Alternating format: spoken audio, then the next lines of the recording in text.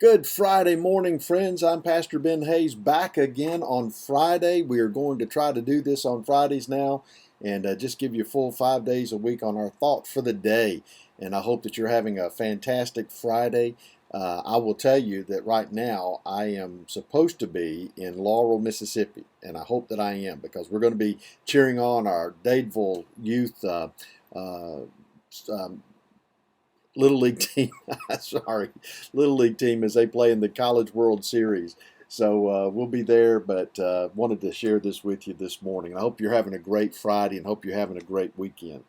Picking up in Ecclesiastes chapter 8 today, beginning in verse 4, continuing on from where we were yesterday. Remember, we're talking about the king and the fact that God has called us to be obedient to those who are in authority over us. That's what the Bible tells us. And this is exactly what Solomon says here. Look at what he says. Where the word of a king is, there is power. And who may say to him, what are you doing? Now, we know that monarchs, kings, have absolute power. At least they used to. Now it seems like most kings are just figureheads. There are a few kings that are still ruling. But in Solomon's day, the king was everything. He could say, kill that person, and they would kill that person. I mean, he was the final authority in everything in the kingdom. Now, we have presidents in the United States, and that means that he has power, but not absolute power. At least he's not supposed to. That's why we have three branches of our government. However, we still have a man who has great authority in our country. And so he sometimes will say, this is what we're going to do, and the country will follow him. Many times he chooses how our money is spent. He chooses where our laws go. So he has great authority, and that's what King Solomon is talking about. Who can say to him, what are you doing? Well, that's why we have the checks and balances in our government. They didn't have that in the days of the king. But still, sometimes what we discover is not only does power corrupt, when you have absolute power, it corrupts absolutely.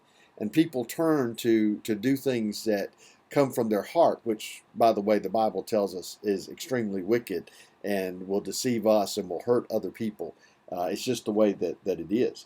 But look at what else King Solomon says. He says, he who keeps his command will experience nothing harmful, and a wise man's heart discerns both time and judgment.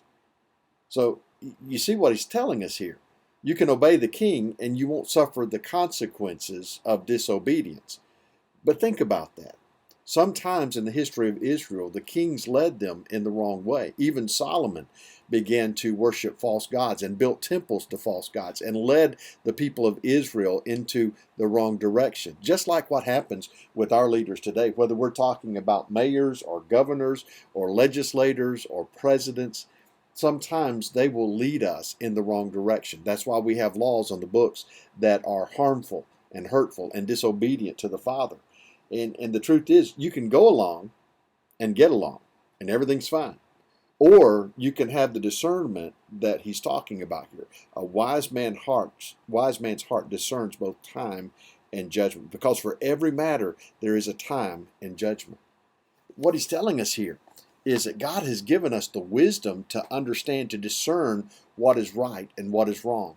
And we have to make a choice. Are we going to do the right thing, or are we just going to follow the crowd? And there's a time and a place where we have to make a stand. Every one of us has to choose at some point in our lives whether we're going to follow the crowd or we're going to follow Jesus. And the truth of the matter is, when we choose to follow Jesus, we will automatically be in the minority. We will automatically be in this group that is seen by the world as different, as fanatics. Because to follow Jesus is to be radical. To follow his teachings is to be a fanatic. There's no two ways about that. And so the world looks at believers and says, you're different, and I don't like that. And that's where persecution comes in, so many places around the world. And what's coming to our country today, we see it in so many ways, how it is encroaching upon us. But look at what he says here. Verse 6, because for every matter there's a time in judgment, though the misery of man increases greatly. Truth. You choose to disobey the government, you pay the price. You must face the consequences. There are no two ways about that. But the key to that is that you can face the consequences in this life by doing the right thing, and then you reap the rewards in the next life, in eternity, because you've done the right thing. Or you can go along in this life and have no consequences, or you can enter eternity and pay the price there. Which one would you prefer? I know what I will do. God bless. Have a great weekend. See us Sunday back here online, or come and join us in person. We'd love to have you. God bless.